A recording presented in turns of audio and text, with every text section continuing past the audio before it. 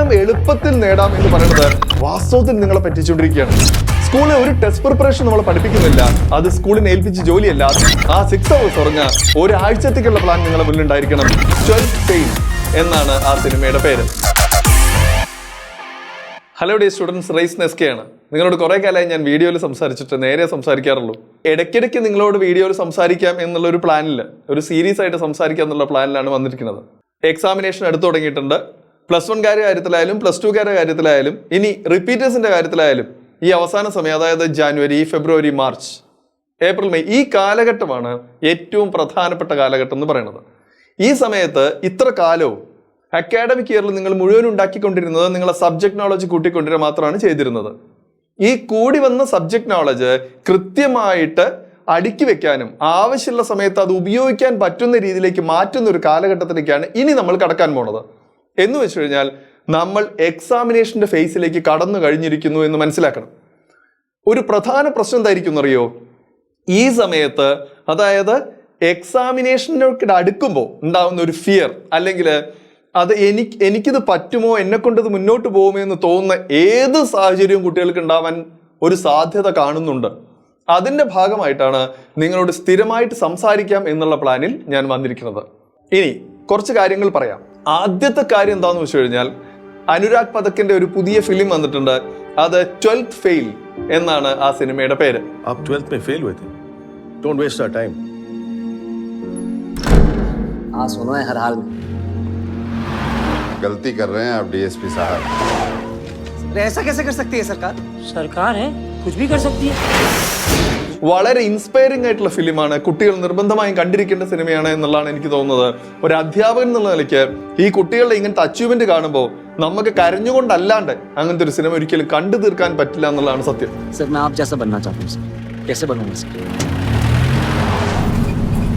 DSP 20-25 साल घिसाता ना, तब जाके आईपीएस बनता है. मैं भी बनूंगा आईपीएस. खाने के पैसे है नहीं, IPS बने. हाँ बनूंगा.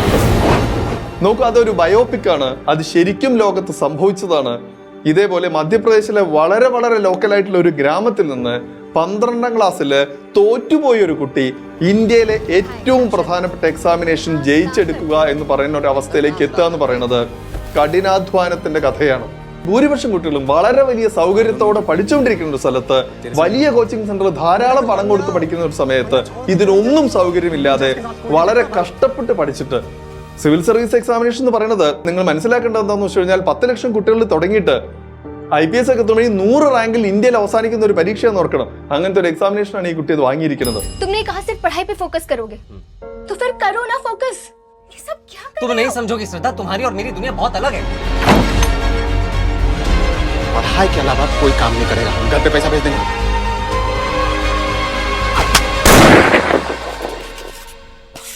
हे मनोज, अगली बार आगो तो वर्दी पहन के आगो न रे. എൻട്രൻസ് എന്ന് പറയുന്നത് കഠിനാധ്വാനത്തിന്റെ കഥകളാണ് എല്ലാവർക്കും പറയാനുള്ളത്. നിങ്ങളെ മോഹം എന്താവട്ടെ, അത് ഒരിക്കൽ മെഡിക്കൽ എൻട്രൻസ് ആവാം, അല്ലെങ്കിൽ എഞ്ചിനീയറിംഗ് എൻട്രൻസ് ആവായിരിക്കാം, അല്ലെങ്കിൽ ക്ലാറ്റ് പോലത്തെ എക്സാമിനേഷൻ ആവാം. ഒരു ടെസ്റ്റ് പ്രിപ്പറേഷൻ എന്ന് പറയുന്നത് ഓൾ ഇന്ത്യയിൽ ആ ലെവലിൽ നടക്കുന്ന പരീക്ഷയായിരിക്കും. തീർച്ചയായിട്ടും കഷ്ടപ്പെട്ടാൽ മാത്രമേ കിട്ടുള്ളൂ. അതുകൊണ്ട് എനിക്ക് നിങ്ങളോട് പറയാനുള്ളത് എന്താണെന്ന് വെച്ച് കഴിഞ്ഞാൽ, നിങ്ങളെ ഫോക്കസ് മാറ്റാനുള്ള സമയമായി കഴിഞ്ഞിട്ടുണ്ട്. മക്കളെ, ഞാൻ ഒരു കാര്യം പറഞ്ഞുതരാം. വളരെ ശ്രദ്ധിക്കേണ്ട ഒരു കാര്യമാണ്. സോഷ്യൽ മീഡിയയിലേക്ക് ശ്രദ്ധിക്കരുത്. സോഷ്യൽ മീഡിയ മീഡിയോക്കർ ആയിട്ടുള്ള ആൾക്കാരുടെ കളികളിൽ മാത്രം താല്പര്യം കാണിക്കുന്ന ഒരു സാധനമാണ്. ഒരു 1ാം റാങ്ക് വാങ്ങിയ ഒരു പയ്യൻ, അല്ലെങ്കിൽ നിങ്ങൾ വേണ്ട ഒരു ഹോട്ടലിൽ പോയാൽ മതി. എങ്ങനെയുണ്ടായിരുന്നു ഭക്ഷണം? നിങ്ങൾക്ക് നല്ല ഇഷ്ടമായി, നിങ്ങൾ നല്ല ഫുഡായിരുന്നു, അതോടെ തീരും. അതിനുവരെ നിങ്ങളൊന്ന് ആലോചിച്ച് നോക്കൂ. അത് മോശമാണെങ്കിൽ നമ്മൾ എത്ര ഭാഷയിലത്, എത്ര വാക്കുകളത് പറഞ്ഞു കഴിഞ്ഞിട്ടുണ്ടാവും എന്ന് ആലോചിച്ച് നോക്കൂ. അതേപോലെയാണ് ടോപ്പേഴ്സ്, നേടിയവർ കൂടുതൽ സംസാരിക്കില്ല. അങ്ങനെ ഒരിക്കലും നടക്കില്ല. 14 മണിക്കൂർ പഠിക്കേണ്ടത് 14 മണിക്കൂർ തന്നെ പഠിച്ചേ പറ്റൂ. ടോപ്പ് റാങ്കേഴ്സ് എന്ന് പറയുന്നത് അവരവിടെ തന്നെ ഉണ്ട്. സീറ്റുകളിൽ ഒരു വ്യത്യാസവും കാര്യമായിട്ടില്ല. ഓരോ വർഷം കൂടുന്ന സീറ്റുകൾ എന്ന് പറയുന്നത് ഒരു പക്ഷേ 100-500 സീറ്റുകൾ മാത്രമായിരിക്കും. ഓൾ ഇന്ത്യ ലെവൽ കിട്ടാനുള്ള സാധ്യതകളൊക്കെ അവിടെ തന്നെയാണ് നിൽക്കുന്നത്. എപ്പോഴും ടോപ്പേഴ്സിന്റെ ലോകമാണ് നിങ്ങളുടെ മുന്നിലുള്ളത്. നിങ്ങൾ ഒരൊറ്റ കാര്യം ആലോചിച്ചാൽ മതി. കേരളത്തിൽ 1500 സീറ്റുകളാണ് ഗവൺമെന്റിന്റെ കയ്യിൽ മെഡിസിൻ ഉള്ളത്. ഏകദേശം അത്രത്തിന് സീറ്റുകളെ NIT-ലുള്ളൂ. അങ്ങനെ വരുന്ന ഒരു സ്ഥലത്ത് നോക്കൂ, 1500 കുട്ടികൾ എന്ന് പറയുമ്പോൾ ഒരു സ്കൂളിൽ തന്നെ ഏകദേശം 300-400 കുട്ടികൾ സയൻസ് പഠിച്ചെന്ന് വരാം. ഒരു ജില്ലയിൽ തന്നെ എത്ര സ്കൂൾ എന്ന് വെച്ചാൽ 300ഓളം സ്കൂളുകൾ ഉണ്ടായിരിക്കും കേരളത്തിൽ ഓരോ ജില്ലകളിലും എന്നാണ് സ്ഥിതി. അങ്ങനെ വരുന്ന സമയത്ത് അച്ചീവ് ചെയ്യുന്ന കുട്ടികളെ സ്വന്തം ക്ലാസ്സിലോ തൊട്ടടുത്തോ നിങ്ങൾക്ക് കാണാൻ പറ്റില്ല. അതുകൊണ്ട് തന്നെ അവർ ചെയ്യുന്ന പ്ലാനുകൾക്കനുസരിച്ച് പഠിക്കാൻ വേണ്ടി നിങ്ങൾ മെനക്കെടരുത്. ഇപ്പൊ 11th ഒരു കുട്ടിയുടെ പേരന്റ് എന്നാൾ വിളിച്ചു പറഞ്ഞു, സ്കൂളിൽ പോർഷൻസ് ഒക്കെ തീർന്നിട്ടുണ്ട്, വരാനൊരു മടി കാണിക്കുന്നുണ്ട്. ഞാൻ അവരോട് ഇങ്ങനെ തന്നെയാണ് പറഞ്ഞത്. പറഞ്ഞു കഴിഞ്ഞ ഒരു വിവാദമായാലും പ്രശ്നമൊന്നുമില്ല. ഞാൻ അവരോട് പറഞ്ഞത് തോന്നിച്ചു കഴിഞ്ഞാൽ, സ്കൂളിൽ പഠിച്ചിട്ട് എൻട്രൻസ് കിട്ടിയ ഒരു കുട്ടിയെ ഞാൻ ഇതുവരെ കണ്ടിട്ടില്ല എന്നാണ്. സ്കൂളിൽ ഒരു ടെസ്റ്റ് പ്രിപ്പറേഷൻ നമ്മൾ പഠിപ്പിക്കുന്നില്ല, അത് സ്കൂളിനെ ഏൽപ്പിച്ച ജോലിയല്ല, അത് അവരുടെ കുഴപ്പവുമല്ല. പക്ഷേ മെഡിക്കൽ എൻട്രൻസും അങ്ങനെ അവർ ഏൽപ്പിച്ചിട്ടില്ല. അതുകൊണ്ട് തന്നെ കുട്ടിയുടെ ലക്ഷ്യം എന്താണ് എന്നുള്ളത് കുട്ടിയോട് ചോദിക്കൂ. അതനുസരിച്ചാണ് റേസിൽ പഠിപ്പിക്കേണ്ടാവുക. ഞങ്ങൾ പഠിപ്പിക്കുന്നത് ഈ പറഞ്ഞിരിക്കുന്ന +2 പുറമെ എൻട്രൻസ് കൂടിയാണ്. അതുകൊണ്ട് സ്കൂളിൽ പോർഷൻസ് വേഗം തീർന്നതുകൊണ്ട് നമ്മൾക്ക് പോർഷൻസ് വേഗം തീർക്കാൻ പറ്റിയെന്ന് വരില്ല. അതുകൊണ്ട് റിലാക്സ്ഡ് ആയി കഴിഞ്ഞാൽ സ്കൂളിൽ A+ കിട്ടും. എൻട്രൻസിന് അടുത്തേക്ക് നമുക്ക് അടുക്കാനും പറ്റില്ല. ഒറ്റ കാര്യം ആലോചിച്ചാൽ മതി, 1500 സീറ്റുകളിൽ എന്ന് പറയുമ്പോഴേ ഒരു 700-800 സീറ്റുകളിൽ ജനറൽ വിഭാഗം അവസാനിക്കും. അവസാനത്തെ മെഡിക്കൽ കോളേജിൽ അവസാനത്തെ സീറ്റ് കിട്ടുമ്പോഴേക്കും ഒരു 800 റാങ്ക് ആകുമ്പോഴേക്കും കേരളത്തിലെ കുട്ടികളുടെ സീറ്റ് അവസാനിക്കും എന്ന് പറയുമ്പോൾ അത് NIT-യിലാവട്ടെ എല്ലാ സ്ഥലങ്ങളും ഒരേപോലെ തന്നെയാണ്. കാരണം 100,000 കുട്ടികൾ എഴുതുന്ന പരീക്ഷയിൽ കിട്ടാനുള്ള സാധ്യത അപ്പോൾ 0.8% ആണ്. ഇതുപോലെയാണ് എല്ലാ പരീക്ഷകളും. CUET-ന്റെ കാര്യത്തിലാവട്ടെ, ക്ലാറ്റിന്റെ കാര്യത്തിലാവട്ടെ. മിടുക്കരാണോ നിങ്ങൾക്ക് വലിയ വലിയ മോഹങ്ങളുണ്ടോ? തീർച്ചയായിട്ടും അത് നല്ലോണം മത്സരിച്ച് കഷ്ടപ്പെട്ടാൽ മാത്രമേ കിട്ടൂ. ഈ സമയത്ത് 1 മണിക്കൂർ ഉറങ്ങാതെ നിങ്ങൾ പഠിക്കുക.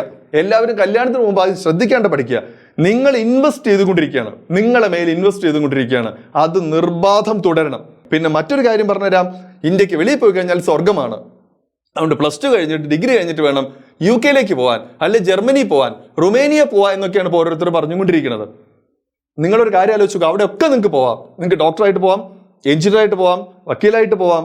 ഒരു പ്രൊഫഷണലായിട്ട് ഇവിടെയൊക്കെ ചെല്ലുമ്പോൾ അവിടുത്തെ സമൂഹത്തിൽ ഉയർന്നൊരു സ്ഥലത്തേക്ക് ചെല്ലാം. അതല്ലെങ്കിൽ അവിടുത്തെ ഒരു പ്രൈവറ്റ് കോളേജ്, അവിടെയൊക്കെ കോളേജുകൾ എന്ന് പറയുന്നത് തന്നെ നിങ്ങൾ അട്രാക്ട് ചെയ്തിട്ട് പൈസ ഉണ്ടാക്കുക എന്നുള്ള ഒരു പ്ലാനോടെ തുടങ്ങുന്ന കോളേജുകളാണ്. വലിയ ഫീസാണ് കൊടുക്കേണ്ടി വരിക. അത് കഴിഞ്ഞതിന് ശേഷം എന്തെങ്കിലും ജോലി കിട്ടുമെന്നാണ് പറയണേ. എന്ത് ജോലിയാണ് ഉദ്ദേശിക്കുന്നത്? പെട്രോൾ പമ്പിൽ പെട്രോൾ അടിക്കാം, ഹോട്ടലിൽ നിൽക്കാം, അവിടെ ഡിഗ്നിറ്റി ഓഫ് ജോബാണ്. നിങ്ങളുടെ മനസ്സിൽ അതല്ലല്ലോ.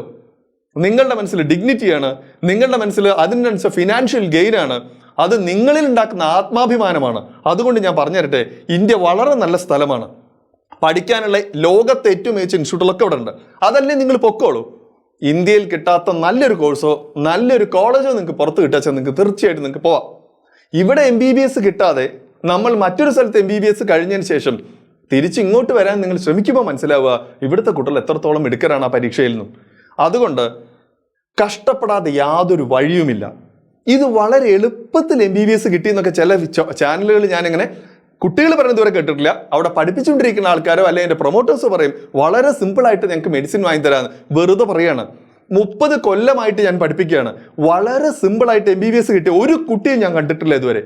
NIT കിട്ടിയ ഒരു കുട്ടിയെ ഞാൻ കണ്ടിട്ടില്ല. കഷ്ടപ്പെട്ട് അധ്വാനിച്ചാൽ മാത്രമേ കിട്ടൂ. അതാണ് ഞാൻ പറയുന്നത്. നിങ്ങൾ ആ സിനിമ ഒന്ന് കണ്ടു നോക്കൂ, അപ്പൊ നിങ്ങൾക്ക് മനസ്സിലാവും, ആ പരീക്ഷയുടെ ഗ്രാവിറ്റി മനസ്സിലാവും. ഈ കുട്ടി അവിടെ കിടന്ന് കഷ്ടപ്പെടുന്നത് ഒരു ഫ്ലോർ മില്ലിൽ 15 മണിക്കൂർ പണിയെടുത്തിട്ട് ആ പൊടി പുക വെച്ച് രാത്രി മുഴുവനും പഠിച്ച് 3 മണിക്കൂർ മാത്രം ഉറങ്ങി IPS നേടാൻ ഒരു കുട്ടിക്ക് പറ്റുമെങ്കിൽ അധ്വാനിച്ചാൽ കിട്ടാത്ത ഒന്നും ഇന്ത്യയിൽ ഇല്ല എന്ന് നിങ്ങൾക്ക് മനസ്സിലാക്കാൻ പറ്റും. ചുറ്റുപാടുകളിലേക്ക് നോക്കരുത്, നേട്ടത്തിലേക്ക് മാത്രം നോക്കുക, നിങ്ങളുടെ ലക്ഷ്യത്തിലേക്ക് മാത്രം നോക്കുക. എക്സ്ട്രാ ഓർഡിനറി ആയിട്ടുള്ള ആഗ്രഹം നിങ്ങളുടെ മനസ്സിലുണ്ടെങ്കിൽ എക്സ്ട്രാ ഓർഡിനറി ആയിട്ട് പഠിച്ചേ പറ്റൂ. എല്ലാവരും അവിടേക്ക് എത്തില്ല. എല്ലാവരും എത്തുന്ന ഒരു സ്ഥലത്ത് നിങ്ങൾക്ക് നിൽക്കാൻ താല്പര്യവുമില്ല എന്ന് എനിക്കറിയാം.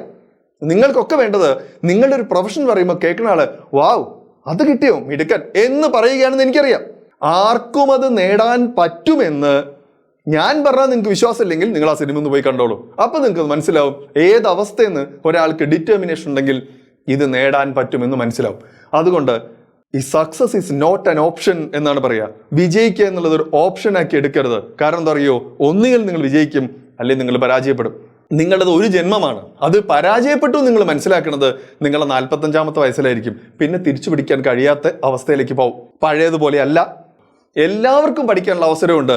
മിടുക്കർക്ക് മാത്രം രക്ഷപ്പെട്ട് മുന്നോട്ട് പോവാം. അതുകൊണ്ട് നിങ്ങൾ ശരിക്കും നിങ്ങളുടെ ഉള്ളിലേക്ക് ഒന്ന് കണ്ണടച്ച് ഒരു 10 മിനിറ്റ് ഇരുന്ന് ആലോചിക്കുക, നിങ്ങൾ എന്താവാനായിരുന്നു ഉദ്ദേശിച്ചത്.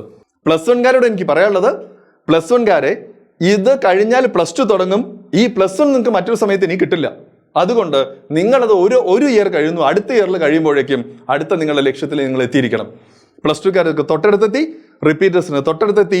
അധ്വാനിച്ചോളൂ, കഠിനമായി അധ്വാനിച്ചോളൂ. 6 hours മാത്രം ഉറങ്ങുക. അതിൽ കുറയും വേണ്ട കൂടുകയും വേണ്ട. ആ 6 hours ഉറങ്ങുക. ഒരാഴ്ചത്തേക്കുള്ള പ്ലാൻ നിങ്ങളുടെ മുന്നിലുണ്ടായിരിക്കണം. ഡെയിലി പ്ലാൻ നിങ്ങളുടെ മുന്നിലുണ്ടായിരിക്കണം. അവേർലി പ്ലാൻ നിങ്ങളുടെ മുന്നിലുണ്ടായിരിക്കണം. എങ്കിൽ 5 മാസം 4 മാസമൊക്കെ ധാരാളമാണ്. ഒരു 70 to 80% നിങ്ങൾ മിടുക്ക് കാണിച്ചാൽ ഇന്ത്യയിലെ തന്നെ ഏറ്റവും മിടുക്കരായിട്ടുള്ള ഒരാളായിട്ട് നിങ്ങൾ മാറിയിരിക്കും. നിങ്ങളുടെ കഴിവ് അത്രയ്ക്കുണ്ട്. ഒന്ന് ആലോചിച്ചാൽ മതി, എത്ര സമയം ഒരു ദിവസം കളയുന്നു. ഇതൊക്കെ ക്യാപിറ്റലൈസ് ചെയ്യാൻ പറ്റിച്ചാൽ ഞാൻ എവിടെ എത്തുമായിരുന്നു. മക്കളെ, 1 കൊല്ലോ 2 കൊല്ലോ കഴിഞ്ഞതിന് ശേഷം ഈ ബോധം വന്നിട്ട് യാതൊരു കാര്യം ഉണ്ടാവില്ല. അതുകൊണ്ടാണ് ഞാൻ പറഞ്ഞത്, നിങ്ങൾ യൂട്യൂബിൽ നോക്കേണ്ടത് സക്സസ് സ്റ്റോറീസ് മാത്രമാണ്. കിട്ടിയ ആൾക്കാർ എന്തു പറയുന്നു? ഇവരൊക്കെ പറയുന്നതെന്നറിയോ? 2 വർഷം, ഒരു ദിവസം 16 മണിക്കൂർ, ഇങ്ങനെയാണ് പറയുക. അങ്ങനെ സിവിൽ സർവീസ് കിട്ടിയ ചരിത്രമുള്ളൂ, അല്ലാണ്ടൊന്നും കിട്ടിയ ചരിത്രമില്ല. അപ്പൊ അതുകൊണ്ട് വളരെ ശ്രദ്ധയോടെ നിങ്ങൾ വളരെ കാര്യമായിട്ട് ഇത് പഠിച്ചുകൊണ്ടിരിക്കുക. ചുറ്റുപാടിലേക്ക് നോക്കുന്ന ഒഴിവാക്കുക. നിങ്ങളെ പാസിഫൈ ചെയ്യാൻ ലോകത്ത് പല ആൾക്കാരുണ്ടാവും, സമാധാനിപ്പിച്ചുകൊണ്ടേയിരിക്കും. ഈവൻ പേരൻസ് വരെ പറയും, കിട്ടിയില്ലേ പ്രശ്നമില്ല, അച്ഛനും പ്രശ്നമില്ല, അമ്മയ്ക്കും പ്രശ്നമില്ല, കിട്ടിയില്ലേ നിങ്ങൾക്കാണ് ഏറ്റവും കൂടുതൽ പ്രശ്നം വരാൻ പോണത്. ജീവിതത്തിൽ സക്സസ്ഫുൾ ആവണം നിങ്ങളുടെ ആവശ്യമാണ്. അതുകൊണ്ട് ഒരു ടീച്ചർ എന്നുള്ള ഞാൻ പറയട്ടെ, സക്സസ്ഫുൾ ആയേ പറ്റൂ. മറ്റൊരു ഓപ്ഷനും നിങ്ങളുടെ മുന്നിലില്ല. കാരണം നിങ്ങൾ മിടുമിടുക്കരായിട്ടുള്ള കുട്ടികളാണ്. അവിടെ എത്താൻ വേണ്ടി എത്രയോ കാലമായി മോഹിച്ച കുട്ടികളാണ്. വെറുതെ ഒന്നല്ല നിങ്ങൾ റേസിലേക്ക് എത്തിപ്പെട്ടത്. നിങ്ങൾ വളരെ ലക്കി ആയിട്ടുള്ള കുട്ടിയെന്ന് കൂടി എനിക്ക് പറയാൻ പറ്റും. കാരണം എന്താണെന്നറിയോ, ഒരു നല്ല ഇൻസ്റ്റിറ്റ്യൂട്ടിൽ നിങ്ങൾക്ക് പഠിക്കാൻ പറ്റിയിട്ടുണ്ട്. പഠിക്കാനുള്ള ഫീസ് അടയ്ക്കാൻ നിങ്ങളുടെ പേരന്റ് തയ്യാറായിട്ടുണ്ട്.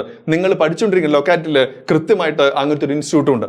കേരളത്തിലെ എല്ലാ ജില്ലകളിലും എല്ലാ സ്ഥലങ്ങളിലും എൻട്രൻസ് കോച്ചിങ് എന്ന് പറഞ്ഞ ഏർപ്പാടില്ല. അപ്പൊ അതുകൊണ്ട് കുട്ടിക്ക് ആഗ്രഹം ഉണ്ടായാൽ തന്നെ പോകാൻ പറ്റാത്ത എത്രയോ കുട്ടികളുണ്ട്. അതെല്ലാം വെച്ച് നോക്കുമ്പോൾ നിങ്ങൾ വളരെ ലക്കിയാണ്. അതുകൊണ്ട് നിങ്ങളുടെ ലക്ഷ്യം നിങ്ങൾ കണ്ടെത്തുക, അതിൽ തുടർച്ചയായിട്ട് ജോലി ചെയ്തുകൊണ്ടിരിക്കുക, കഷ്ടപ്പെട്ട് മുന്നോട്ട് പോയിക്കോളൂ.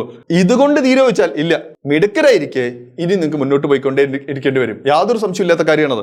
ഡോക്ടർ ആയി കഴിഞ്ഞാൽ ഒരു നേഴ്സ് ആവണേക്കാൾ കൂടുതൽ ഡോക്ടർക്ക് ജോലിയുണ്ട്, ഉത്തരവാദിത്വമുണ്ട്. അതുപോലെ തന്നെ നിങ്ങളുടെ മോഹമല്ലേ, നിങ്ങളൊരു ആരും ശ്രദ്ധിക്കപ്പെടാത്ത ആളായി മാറാൻ നിങ്ങൾ ആഗ്രഹിക്കുന്നില്ല. എല്ലാ സ്ഥലത്തും റെക്കഗ്നൈസ് ചെയ്യപ്പെടാനുള്ള ആളാവാനാണ് നിങ്ങൾ ആഗ്രഹിക്കുന്നത്. അതുകൊണ്ട് തന്നെ ജീവിതകാലം മുഴുവനും നിങ്ങൾ വളരെ വളരെ വേണ്ടപ്പെട്ട ആളായിരിക്കും എല്ലാവർക്കും. അതുതന്നെയാണ് നിങ്ങളുടെ സക്സസ് എന്ന് പറയുന്നത്. അതുകൊണ്ട് ഇന്ന് മുതൽക്ക് നിങ്ങൾ ആ ഡേറ്റ്, നിങ്ങളുടെ എന്നാണോ നിങ്ങളുടെ ഫൈനൽ എക്സാമിനേഷൻ ഡേറ്റ്, അതവിടെ മാർക്ക് ചെയ്ത് വെക്കുക. പുതിയൊരു പഠിത്തത്തിന്റെ ശീലത്തിലേക്ക് കടന്നു വരിക. Thank you very much.